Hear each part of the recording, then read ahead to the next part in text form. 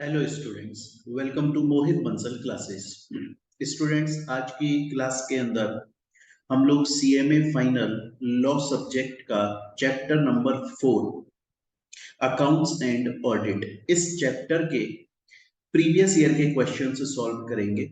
जो कि सीए वाले प्रीवियस ईयर के क्वेश्चंस को हम लोग सॉल्व करेंगे। सीए में जो क्वेश्चंस आ चुके हैं उन्हें देखिए बच्चे, हम लोगों का पढ़ने का तरीका क्या है आपको वो समझना पड़ेगा। उससे पहले ये समझना पड़ेगा कि सीएमए फाइनल का जो आपका लॉ पेपर का एग्जाम है, पेपर नंबर 13, उसमें सीए के क्वेश्चंस एग्जाम में आ रहे हैं। अगर आपने लास्ट अटेम्प्ट का पेपर देखा हो, जो कि आपका 5 जनवरी को हुआ था, 5 जनवरी को जो आपका पेपर हुआ था लॉ का, आपने अगर उसमें देखा हो तो 65 से 75% तक एग्जाम जो है, मतलब 65 से 75 मार्क्स का एग्जाम सीए से आया हुआ था। उसमें सीए के प्रीवियस ईयर के क्वेश्चंस थे।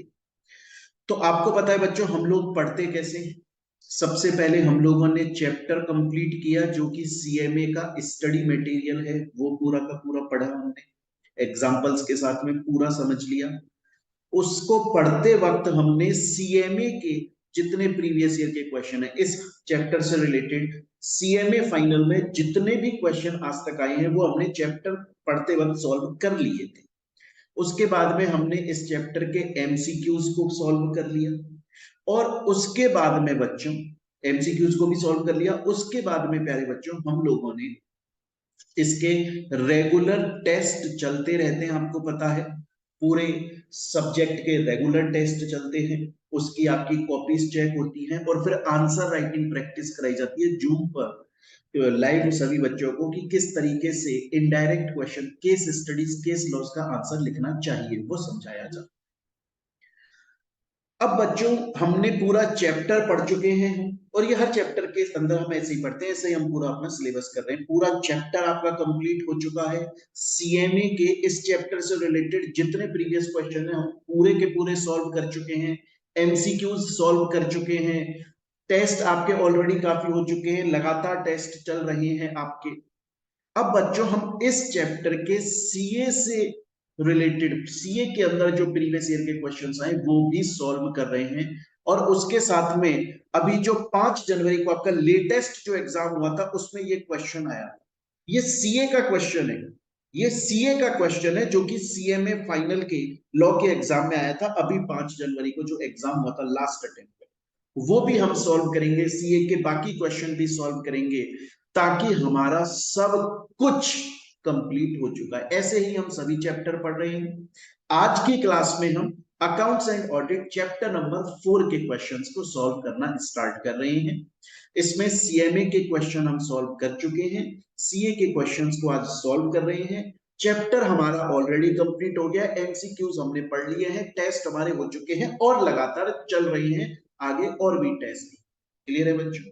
चलिए, और इसमें दोबारा बता दूं, जो लास्ट अटेम्प्ट में क्वेश्चन आया था इस चैप्टर के अंदर वो ये क्वेश्चन था। ये question CMA final law exam में आया है, जो 5 जनवरी 2023 को हुआ है। बट ये एक्चुअली में सीए का क्वेश्चन है, हम इसको भी आज की क्लास में सॉल्व करेंगे। चलिए बच्चे, स्टार्ट करते हैं। सबसे पहला क्वेश्चन देखेंगे प्यारे बच्चों हम। क्वेश्चन क्या बोल रहा है पहले आप वो समझ लीजिए। देखिए, क्वेश्चन मैं समझा देता हूं आप लोगों को इजी में। ये बोल रहा है कि एक कंपनी है और उसका एक ऑडिटर है।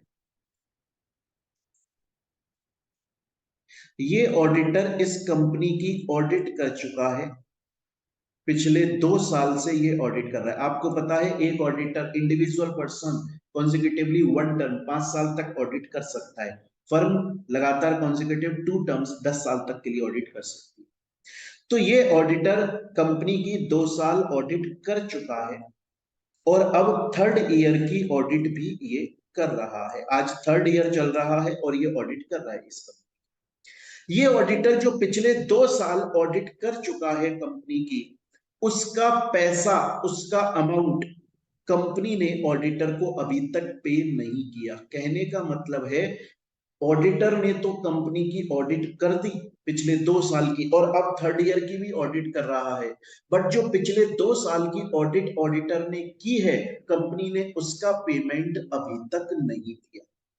तो ऑडिटर ने क्या किया, अब ऑडिटर अपना पैसा वसूलने के लिए, अपना पैसा निकलवाने के लिए, अपनी जो अमाउंट बनता है ऑडिट का वो निकलवाने के लिए ऑडिटर ने बोला कि भैया देखो, ये जो थर्ड ईयर है, ये साल है थर्ड ईयर जिसकी मैंने ऑडिट की है अभी कंपनी की, उसकी ऑडिट रिपोर्ट मेरे पास में है, उसकी ऑडिट रिपोर्ट मेरे पास में है। मैं ये ऑडिट रिपोर्ट इस वाले साल की आपको तब दूंगा जब आप मुझे पिछले 2 साल का और इस वाले करंट ईयर का पैसा दे दो। आया क्वेश्चन समझ में? मैं दोबारा से बोल देता हूं। एक कंपनी है, एक ऑडिटर है, वो कंपनी की पिछले 2 साल की ऑडिट कर चुका है, पर उसे पैसा नहीं मिला है उन 2 साल की ऑडिट करने का। अब उसने कंपनी की थर्ड ईयर में भी ऑडिट कर दी, अब लेकिन ऑडिट रिपोर्ट वो कंपनी को नहीं दे रहा है, बल्कि ब्लैकमेल कर रहा है।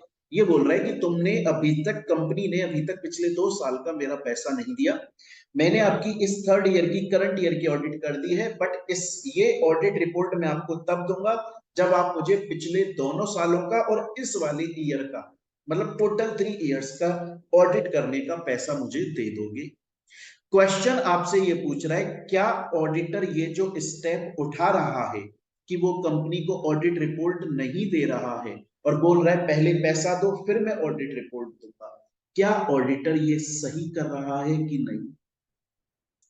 अब देखिएगा बच्चों, आप बोलोगे कि सर हमारे नजरिए से तो हमें लगता है कि वो सही कर रहा है, हमें हमारे पॉइंट ऑफ व्यू से, इंसानियत के पॉइंट ऑफ व्यू से तो हमें लगता है कि वो सही कर रहा है। ऐसा क्यों? इसलिए सर क्योंकि उसने ऑडिट करी है तो उसे पैसा तो मिलना चाहिए ना, यही तो उसका प्रोफेशनल वर्क है, यही काम करके तो वो अपनी रोजी रोटी कमाता है, घर पे वो पैसा लेकर जाता है यही काम करके। अब अगर उसने ऑडिट करके दे दी तब भी कंपनी ने पैसा नहीं दिया तो ये तो कंपनी का फॉल्ट है। अब अगर वो थर्ड ईयर में कंपनी के ऑडिट कर रहा है बट ऑडिट रिपोर्ट बोल रहा है कि मैं तब दूंगा जब आप मुझे पेमेंट कर दोगे, तो वो तो सही बोल रहा है ना, वो गलत कहां बोल रहा है? लेकिन बच्चों, अगर हम सेक्शन 142 के प्रोविजंस को देखें, अगर हम कंपनीज एक्ट को देखें और अगर हम इंडिया के कानून को देखें, तो ऑडिटर को पैसा मिलना चाहिए क्योंकि उसने ऑडिट करी है कंपनी की, इसमें कोई शक नहीं है, बट उसका जो तरीका है कंपनी से पैसे लेने का वो गलत है। ऐसा क्यों? क्योंकि क्योंकि कंपनीज एक्ट क्या बोलता है, बहुत ध्यान से सुनिएगा बच्चों, यही इस क्वेश्चन का आंसर है एक्चुअल में। कंपनीज एक्ट ये बोलता है कि कोई भी पर्सन जो कि किसी कंपनी का ऑडिटर है और वो कंपनी की ऑडिट कर रहा है, तो कंपनी उसे ऑडिट करने का पैसा देगी, बिल्कुल देगी। लेकिन वो ऑडिटर कंपनी से कैसे पैसे लेगा ये बात कंपनीज एक्ट नहीं बोलता। कंपनीज एक्ट बोलता है कि ऑडिटर को पैसा मिलना चाहिए, ठीक है, बट पैसा कैसे मिलना चाहिए ये कंपनीज एक्ट नहीं बोलता। इसलिए ऑडिटर ये जो रास्ता अपना रहा है, ये जो वो तरीका है उसका, कंपनी को ब्लैकमेल करके पैसे लेने का, ये तरीका गलत है। ऑडिटर को एक्चुअली में करना क्या चाहिए? ऑडिटर को ये जो अब उसने थर्ड ईयर की ऑडिट रिपोर्ट बनाई है, ये तो उसे कंपनी को देनी चाहिए, कंपनी के अगेंस्ट में कोर्ट में जाना चाहिए, उसे लीगल प्रोसीडिंग करनी चाहिए। क्योंकि क्योंकि बच्चों, आप लोगों ने पढ़ा हुआ है, सीएमए इंटर में भी पढ़ा है, जब भी कोई ऑडिटर किसी कंपनी की ऑडिट करता है उससे पहले कंपनी और ऑडिटर के बीच में एक एग्रीमेंट बनता है जिसे हम ऑडिट एंगेजमेंट बोलते हैं। पहले कंपनी ऑफर देती है, हम उसे ऑडिट एंगेजमेंट ऑफर बोलते हैं, ऑडिटर उसे एक्सेप्ट करता है। तो ऑडिट जब ऑडिटर स्टार्ट करता है किसी कंपनी में, उससे पहले कंपनी और ऑडिटर के बीच में एक राइटिंग में एग्रीमेंट बनता है जिसमें प्रॉपर टर्म्स कंडीशंस लिखी होती हैं, ये भी लिखा होता है कि ऑडिटर को कितना पैसा कंपनी पे करेगी, कैसे पे करेगी, ये सब कुछ।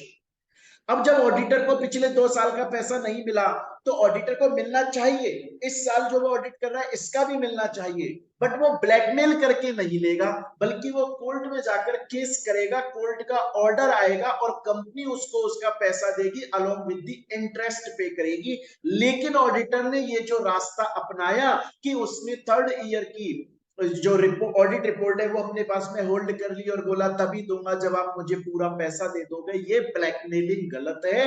कंपनी ऑडिटर को रिमूव कर देगी, नेक्स्ट वाली एजीएम में अपॉइंट नहीं करेगी। इसीलिए बच्चों इसका आंसर क्या होगा?